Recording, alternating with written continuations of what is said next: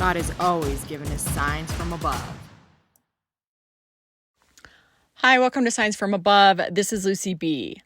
Have you ever had an experience you couldn't explain? Well, I had a dream, and the experience that went with it, I knew it was 100% from God. So I have been struggling to tell this story on here, and I know I need to. I just didn't know how, and I have just been in prayer on how to do this. And so, you know what? Here we go. Let me first give you a brief background about myself before sharing my dream. So I was baptized at 14, but I've always believed in Jesus. Upon turning 18, I relocated to another state to attend Bible college and later worked 2 jobs, including waitressing, to pay tuition fees. Now, the hospitality industry often attracts individuals who engage in excessive partying, drinking, and drug use. Unfortunately, I've worked alongside many people who have developed addictions. Even though I didn't participate in these activities, I still formed a deep and meaningful bond with many of my co-workers. Although they'd call me their innocent little sister, I often took care of them. For example, driving them home when they were intoxicated. They knew I was a Christian girl, but I guess I never imposed my faith on them, which I know I should have. I want to talk about 2 girls who work there, Jackie and Cammie. Jackie and Cammie were related, and again, I had a great relationship with them and worked with them for about 6 years.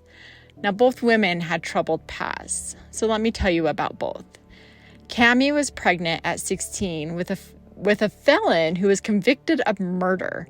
She raised her daughter as a single parent. She attended an atheist church in which they did good works, but had no belief in God. Cammie had told me she believed she had found what she was looking for. She thought she could be a good person and do good things without believing in a higher power.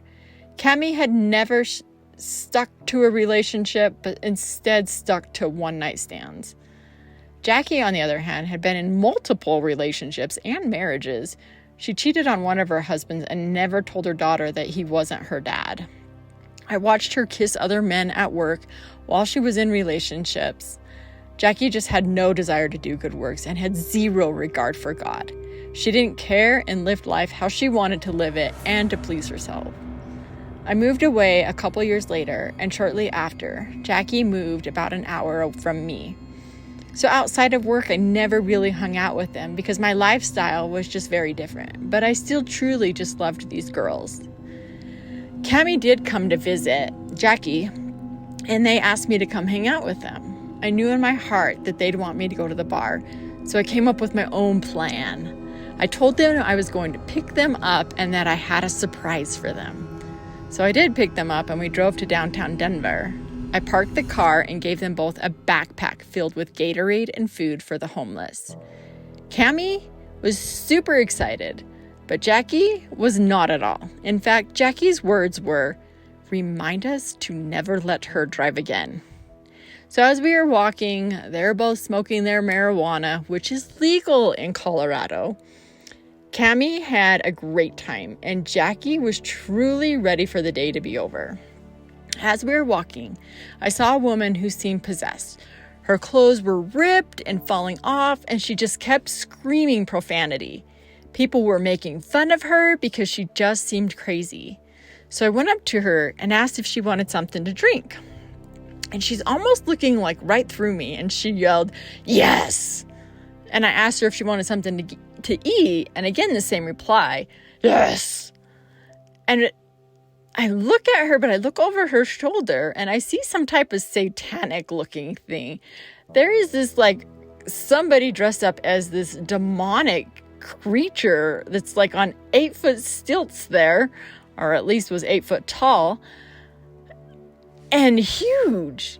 And as I got closer, I saw this line of people going up to sign up for something. Along the sidewalk there, they probably had maybe about 10 pictures, and they were set up like artwork and paintings of Jesus with horns on his head like a demon. And I felt so sick to my stomach and wanted to cry. I'm telling you this story because both Cammie and Jackie walked by this like it was nothing when I was in complete agony when they mocked my Jesus. So I took them back and hadn't seen either one of them because, again, my lifestyle was just very different than theirs. We just didn't have a lot in common. But it was about 2 years before I saw them again. Now, I know this story's been long, but here's where Jesus intervened and changed our lives. So on January 3rd, 2023, I had a dream that I was bringing Jackie to Jesus. I dreamt that all these evil people were trying to distract us, so I was trying to protect her and keep her away from these evil people. They were coming in and mocking Jesus and making fun of me, but I didn't care. I was just filled with this sense that this was so important and that her life was in danger if I didn't do this. I also dreamed that Cammie was there and she was next to us, but the dream was focused on getting Jackie to Jesus. I woke up and it hit me really hard. It was so vivid that I immediately wrote it down. And I tried to get on with my day, but this dream kept haunting me all day. I finally decided to text to see if everything was okay. It wasn't okay. Jackie had just found out that she had terminal cancer and had until September to live. However, they had hopes for a new drug that would increase her life for another year. I was dumbfounded, guys. What? Jackie's an atheist, and I dreamed that I must get her to Jesus? And she has cancer? Terminal cancer? I had absolutely no clue because I hadn't talked to her in about 2 years. Jackie had gone back home to Nebraska to visit her family, but we made plans to meet up when she got back. So now I have this sweet little 9-year-old daughter who loves Jesus with her whole heart, and I told her this story, and she wanted so badly to buy her a Bible and accessories. So we went to the store, bought her a Bible bookmark, bag, highlighters, pins, lights, pamphlets on heaven, and all the good stuff needed for a true Bible study. Once I got home, I went through the Bible and highlighted all the verses that I thought could give her comfort. I wrote some of my own thoughts on how much I adored her, and most importantly, how to be saved by Jesus. So the day came when I had to go meet her at her home. You guys, I was terrified. I'm a Christian, but it's scary. But I talked to my sister, and she reminded me that I had to do this because God had given me the dream of telling me what to do. She said, otherwise you are like Ezekiel. God had told him that if he doesn't warn the people, their blood is on his hands. But if he warns the people and they don't listen, the blood is on their own hands. I knew what she said was true. As I drove, I was just in a complete phase. I had my Christian music on and truly felt the Holy Spirit with me. However, I was fully prepared for her to deny what I was going to tell her. So I brought the bag that was filled, and I filled it with soaps and lotions, and of course the Bible with the accessories. When I got there, I hugged her, and she told me about everything that she had been experiencing. She cried. She cried a lot. Now, Jackie is a strong woman who I've never seen cry, but this was different. She was scared. And she was also scared about who would take over the rent since her son could not afford the rent by himself. I just listened to her, and she just told me about her fears and how angry she was, and told me how unfair this is. And I just listened and hugged her. And her son lived with her, but he was there mostly in his bedroom while we talked. But I had no idea how I would talk to her about Jesus, and just prayed about it silently. Then she looks at me and asks, "What's in your bag?" I smiled and I said I had some things for her. Well, she got all excited and asked, "What?" I ended up being very hesitant about handing it right out to her. I knew she was going to call me crazy. I asked Jackie, "Do you ever talk to God?" She said, "Well, since this happened, I've been talking to somebody, but I don't know who." I then proceeded to tell her about my dream about her. She honestly was mind blown, as was I. I told her about a story when I was a child, when I was about 4 years old, and I was really sick. My family knows this story and a couple of friends, but here I go telling the world. But I was shown heaven. It was so vivid and real that I've given my life to working for him through ministry and daily life.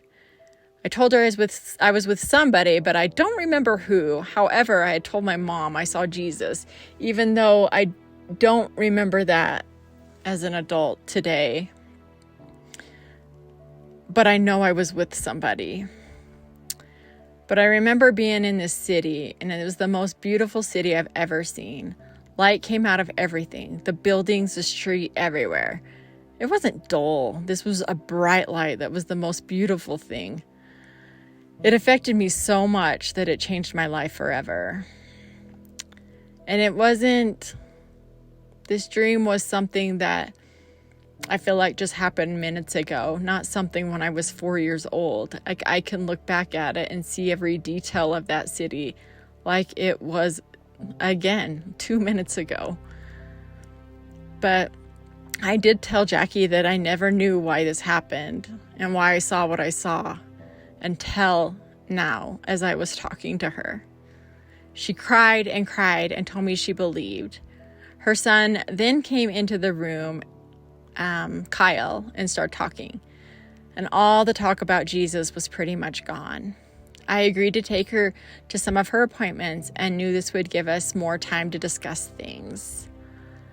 I gave her her bag, and a few hours later I went home, but felt hope that she listened, that she would have never listened to this in the past. She sent me a text the next day saying, "I can't tell you enough what you did to me, how you've lightened my load." And that wasn't me. I'm just saying, side note here. That is all Jesus. All Jesus. So we've kept in touch, and she returned back to Nebraska to be with her family for a while. She came back and called me to tell me that the new medication is no longer working and that they now will just be managing her pain with pain medication and radiation. Cammie ended up coming up to visit Jackie, and she agreed to take over the lease and help pay rent with Jackie's son, Kyle. This was such a relief to Jackie. But later on, Cammie ended up leaving and not answering her phone and was basically out of the lease. But I did go up to see her, and I took her to her radiation appointments and scan. She was completely out of it. I thought we'd have time to talk during her scan, but the doctors wouldn't allow me to go back with her. Before she had radiation, her doctor wanted to talk to her, and Jackie asked me to come back with her. The doctor checked her over, and you could tell that he knew it was bad. All he said to her was, "God bless you." As he left the room, he looked at her again and said, "God bless you," and blew her a sweet kiss. Jackie cried because she knew by the way the doctor acted, she didn't have much time, as I knew. There was a lot of tears. I felt a little disappointed this day because I felt like we had no time to talk about things, and it felt that her time was getting shorter and I was running out of time. But however, I did tell her I'd return the following week to take her to her next appointment. But that appointment never happened because Jackie's pain was so bad that she had to go to the ER where she was admitted. During this time, she ended up getting the test results, which she sent to me, and it showed that the cancer had spread throughout her entire body. The next Sunday, she ended up in a hospice care facility, and I came up to visit her on Monday. When I arrived on Monday, May 1st, 2023, I knocked on her door and walked in. Jackie was with the chaplain. You guys, this thrilled me to no end because I felt that, again, that God was answering the prayer and that the chaplain was the one that's going to bring her to Jesus. This is what he gets paid for. This is what he does for a living. He's good at this, right? That's just what I'm thinking in my head. This is so great. So I walk in and I'm like, oh, let me leave while you two finish up. And they both replied, no, come in. I said, please continue, as I went in. He then gave her a wooden cross about the size of her palm. And I'm still trying to get the point across that I was okay that he was to stay. I even pulled out my own necklace that had a cross on it and said, I have one too. I know, I'm an airhead, but I wanted him to stay so badly. He then started to pray with her, and I bowed my head. He prayed and then said amen. And I said amen really loudly, but I'm trying to convey that I want him to stay. He then left, and I was super disappointed. But while the chaplain was there, I noticed these two Buddha-looking statues on her tray. One was rather big and was rainbow colored, and the other the size and was about the size of a teddy bear, And the other one was just really small and pink. I thought this was odd because I didn't see these in our home, and it was weird that it was on her tray over her bed because the big one especially seemed to take up so much room. Jackie told me she wanted to order gifts for her kids and mom and dad. She wanted to order these for mementos for her family. So we got out my phone and we searched for gifts. So as she's searching, I needed to run to the bathroom. So I left for a little bit, but I ran into the chaplain thinking, oh, here we go. Yay. And he told me that she says she talks to God multiple times a day. I was thrilled that she gave God a name versus talking to somebody. I told him, however, that she needed to know Jesus, and he assured me he would work on it. So I go back into the room, and we then start to talk about Jesus. But her son Kyle and his friend Steve walk into the room. So that discussion went right on hold. So Steve was a man with a beard, with short blue hair, dressed as a woman and carrying a purse, with a makeup bag sticking out of it. And my first thought was, oh, poor Steve is lost and needs Jesus. I'm truly being non-judgmental, and my heart really went right to him. I don't know. Just thinking back. Sorry, guys. Steve then gave Jackie a gift, and it was a ZZ Top logo. And ZZ Top is Jackie's favorite band, and this truly made Jackie so happy. So I told him how nice that was, and I went over to him, shook his hand, and introduced myself. Steve then asked if I liked these so-called idols that he made them with a 3D printer. He stated that the big one was rainbow for obvious reasons. And I kind of maybe had some red flags starting to go up a little bit. But then things really got worse. So he turned on the TV and started to watch an episode of like this talk show about sugar babies.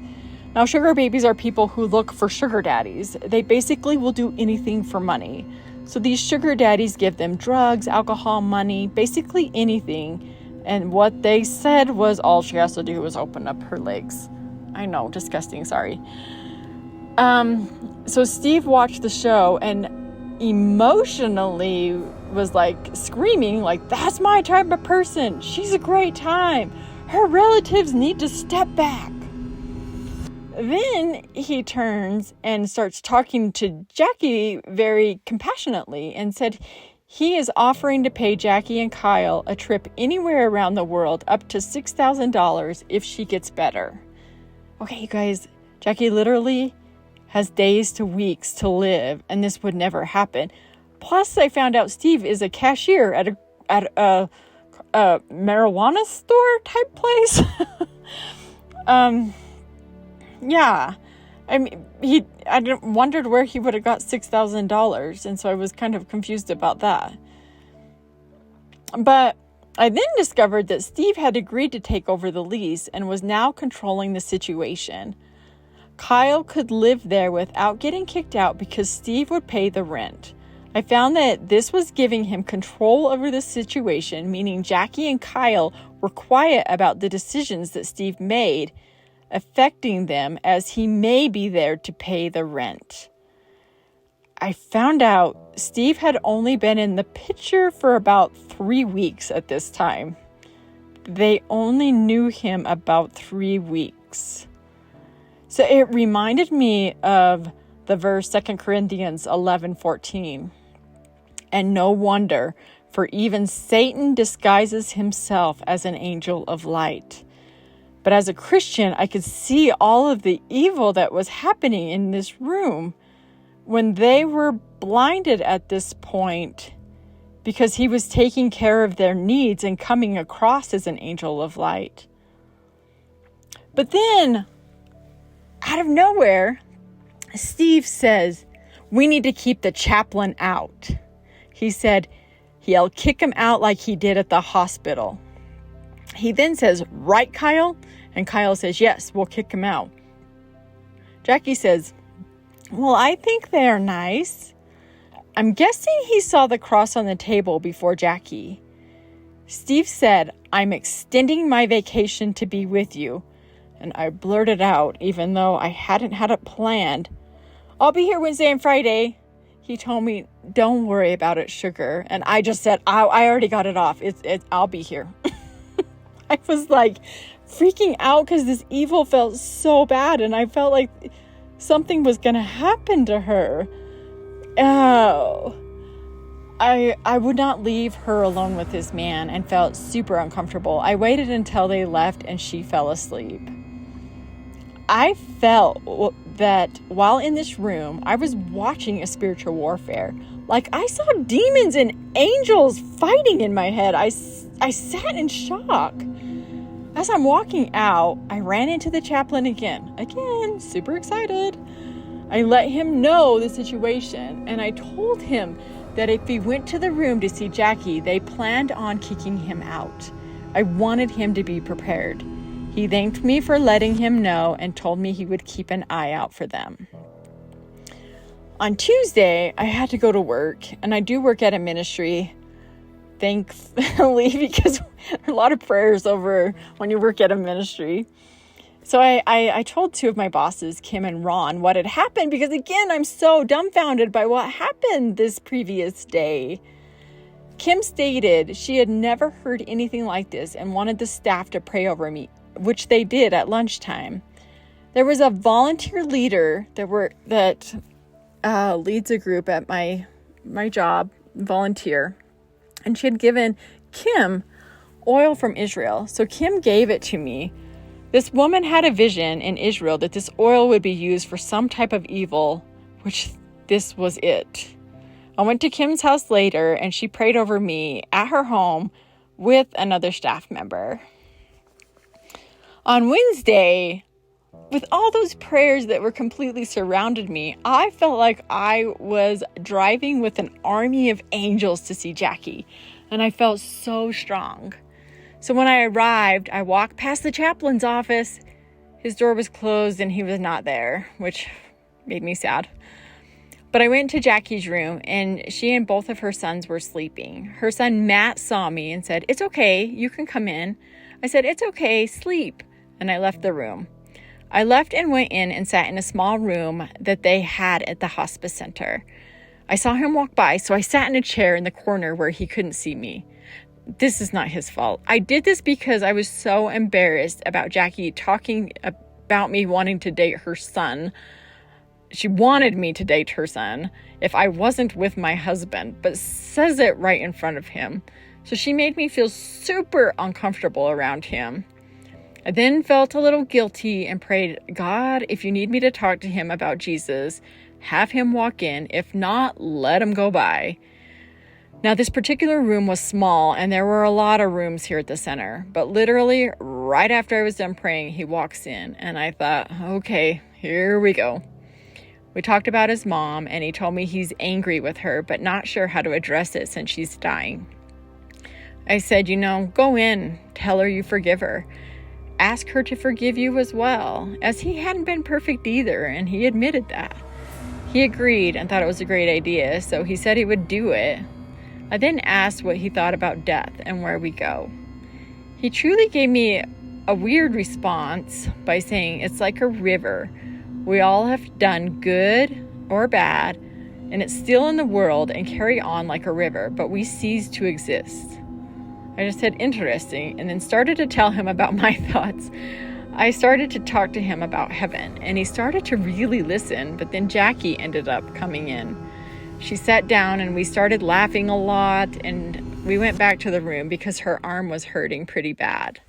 Now, Jackie's cancer was so bad at this point that it was everywhere, in her organs, bones, and the cancer was literally coming out of her arm. Her arm was completely black. We then got back in the room and I noticed another huge idol, but it was red, but on the shelf. Again, I was super annoyed. Anyways, Steve kept texting them like crazy to come into the room. Kyle completely ignored him, and Jackie texted him but made excuses about why she couldn't see him that day. They both said something is off about him. Like, this was a miracle because he was there a day before.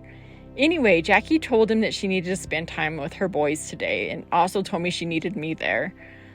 Like, he was going crazy, saying he lost his job because of being there with her, even though literally the previous day said that he was going to take an extended vacation to be with her. He was saying how much he made her a better person. It was just nonstop, like crazy stalking. Kyle said the day before he went to take care of his cat at the vet. And Steve called him and asked where he was going, and Kyle told him. When Kyle went to the vet, Steve was there waiting. Kyle thought that was weird. Steve was literally outside the hospice center and waiting for Jackie to let him in, even begging. At this point, I visualized that the angels had blocked the room and gave everyone discernment about Steve. Jesus lovingly protected that room while Satan was desperately trying to get in, almost like he was banging on the door, everything he could do to get in, but the angels stopped him. In my eyes, Satan looked completely pathetic at this point, and he was desperately trying to get in. But I saw firsthand who had the power, and that was Jesus. I noticed a package of something as I sat there, and I know I'm naive, but they said it was Steve's mushrooms that he had left there. Like, I freaked out. I mean, mushrooms are legal in the state of Colorado, but in a hospice care center right there? Ugh. Anyway, I ended up moving all of her idols off of her tray and moved them over far away from her. I wanted to throw them away, guys, but I thought that would be stealing. But I hated them so badly. But I moved them completely away from her. But during this time, we did just have a lot of fun and did a lot of joking. And when the boys left, I had time alone with her. I took her hands and quoted John 3:16. For God so loved the world that he gave his only begotten Son, that whoever believeth in him shall not perish but have eternal life. I asked her if she accepted Jesus. She cried and said yes. He is with me, and he's been beside me as I sleep. And as she pointed to where he was at, it was almost as if I could see an outline of where Jesus had been sleeping next to her, comforting her. She said that when she gets to the gates of heaven, she will pick me up and give me a tour. I told her I'd love that. I told her how my daughter, she talks about pandas in heaven, and that she believes she's going to be taking care of the pandas up there. Jackie told me she's going to take care of everything until we get there. She cried and fully 100% believes and loves Jesus. This was May 3rd, 2023. I noticed my time was short as I had to get to Awana's. So I'm a teacher for kids at church and have been with them the entire year, and this was their night of their graduation. I knew I wouldn't make it at this point, but I knew that being with Jackie was super important, so I didn't rush her. I have been with these kids since September and was bummed that I was going to miss their award night. So bummed. I called another leader and said I'd be really, really late if I made it at all. But to tell the kiddos, I was so proud of them. I truly felt I would let the kids down by not being there. Now, my husband coaches my daughter's lacrosse team, and they had a meeting after lacrosse, and they couldn't make it either. My husband is also, he helps me lead this class. But what happened was a rainstorm came out of nowhere, not predicted, and just poured and drenched everything. I heard about this rainstorm, everyone talking about how it came out of nowhere and I don't want to say flooded, but kind of flooded things. So they had to cancel lacrosse. So my husband was able to make it, and I didn't have to get my daughter for Awanas. And I found this out as I started driving back. I thought, well, that was weird, but really relieved that she could make it to Awanas. So I'm driving, and while I'm driving, I'm in rush hour already and completely miss my turn. I end up in the turning lane, going the opposite direction of where I was headed, and got behind a car crash. At this point, I knew I missed everything. I sat there, which seemed to be like eternity, and finally got moving. At this time, I'm talking to my mom and telling her throughout the day and just lost all sense of time. And then I look at the clock when I finally got into town, and it was the exact time that the Awanas ceremony started. I wasn't even paying attention to the time because I figured I'd never make it. I started to freak out on the phone with my mom. Mom, how did this happen? How am I here, Mom? I ended up being late by 2 minutes and only missed the Pledge of Allegiance. I was on stage with my kiddos for the awards night. Seriously, how? It was like God had stopped time. I don't remember driving as I was in a complete blur, but how? How did I make it? I'm still mind boggled, but God has just been so good to me. On Friday, I went to see Jackie, and I had the bags for the gifts for her family, but her daughter's necklace came in a box with the words "Best Wishes" on it. Now, this is a mother-daughter necklace with a "Best Wishes" written on the box. What kind of mother tells her daughter best wishes, or vice versa? Then again, when the mother dies and gives her daughter a best wishes box, I'm dying, but best wishes, daughter. I couldn't allow this to happen, so I told her I'd look for a new box. I went to the store to store, nothing. However, side note, whoever this woman was, it was really kind. She came up and gave me a $40 cold cash that said she couldn't use it. I thought, side note. Anyway, there was no box to even use for the $40 cold cash. Anyway, I was getting so discouraged. I had gone to jewelry stores. I have gone everywhere, and I could not find anything. I called my mom and was just completely discouraged that I couldn't find anything. I finally found another store, and I told my mom, as I was getting off the phone with her, best wishes. Just saying how ridiculous that was. I went to the jewelry department, and again, they had nothing, but they directed me to another part of the store, which happened to be these huge jewelry boxes that fit multiple pieces of jewelry. Yeah, that is not what I was looking for. I had lost hope and just started praying down a random aisle.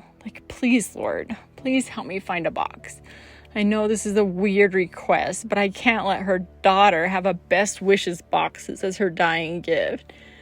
And as I say amen, my head is bowed, and I open my eyes, and on a bottom shelf, there is this beautiful butterfly box. The box was silver and had these beautiful butterflies on it, and it was the perfect size for a necklace. Even though I thought this box was perfect, I went down every aisle in the store to see if they had another box, anything like it. I found nothing. I later discovered that Jackie and her daughter had this butterfly thing between them, which I had no idea about. I went to pay for the box, and they were looking it up and found nothing. This box did not belong in their store. It was not theirs. So they told me, this isn't our box. You can have it. Like, what? I said, are you kidding? She said, no, it's not ours. You can just have it.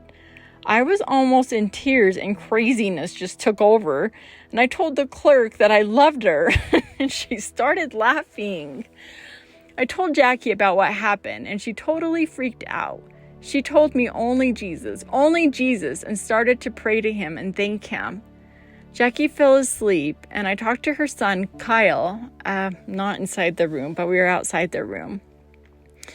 And he told me about Steve, and that Steve when he came in on Tuesday, that Kyle had caught him trying to give Jackie an illegal drug called Molly. Kyle stopped him and they got into an argument about it. Kyle said he knew it would have killed his mother because of all the other drugs she is on right now. So he asked Steve to leave and didn't want him back. Kyle said he thinks Molly is such a bad drug now. I don't know anything about it, quite honestly. But he wouldn't even take it. He said he wouldn't even take this drug because it's so bad. And he does most drugs. He told me that he caught his mom looking at the Bible. He didn't know I'd given her the Bible. But he said this was at their home before she was in the hospital or hospice center. And she was hiding it as she was exploring it. He said she has just changed. All she talks about now is Jesus.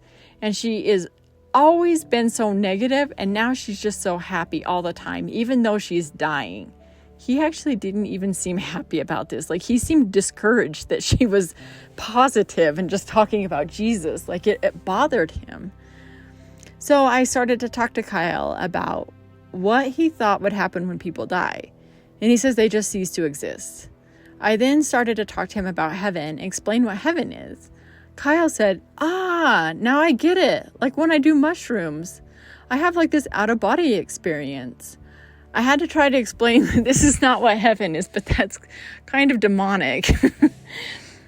We started to talk, but then he went in to go check on his mom. So, however, he took my phone number to reach out to me.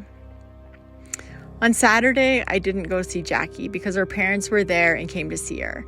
However, I did find out that Steve had brought Kyle alcohol and then brought him up to see his mom. So Kyle was just completely drunk and he started to act crazy and ended up hitting his mom while in hospice care.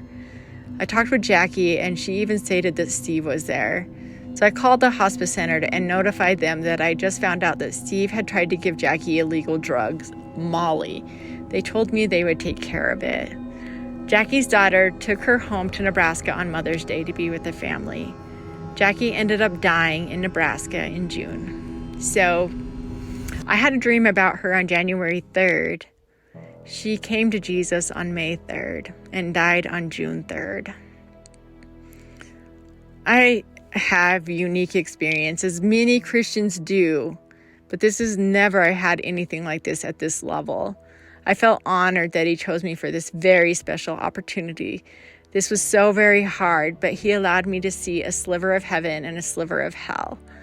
I felt the spiritual forces fighting and had a front row seat to it all. I saw my atheist friend who could care less about Jesus giving her life to him. I imagined her delight when she got to heaven and her earthly struggles were gone. Although the parts of hell were a bit scary, this also enhanced my faith, and I saw the protection from evil. And it showed me no matter how far you've gone, like she did, like Jesus didn't forsake her. He didn't leave her. He didn't leave her. He did everything he could. Everything he could to get her there. And it worked. Like, he saved his child and didn't allow her to go to that horrible place, the place I saw in this room. But somebody who cared for her and loved her. And no matter how far in the depths she went, she's saved. And so I say that is your sin, right? My sin, all of our sins. Like, no matter how far deep that we go, we can come out of it with Jesus. Like, he's there for us. Because once we give our lives to him, it changes everything. It changes everything. So is this story over? No, it's not. The work is only beginning, as God will allow me to continue to bring Cammie to him. This story is still developing, as she is a part of the initial dream I had on January 3rd. But over time, I hope to bring you a part 2 of this story. I don't know, we'll see. It's all in God's hands, right? Thank you for listening. And I know I didn't do this story justice of what it actually was, but I tried my best for sure. But you guys, seriously, again, remember, no matter how far deep you've gone, doesn't matter. Doesn't matter. Another thing, we're going to continue to pray for Steve because Satan has a hold of him. And I pray that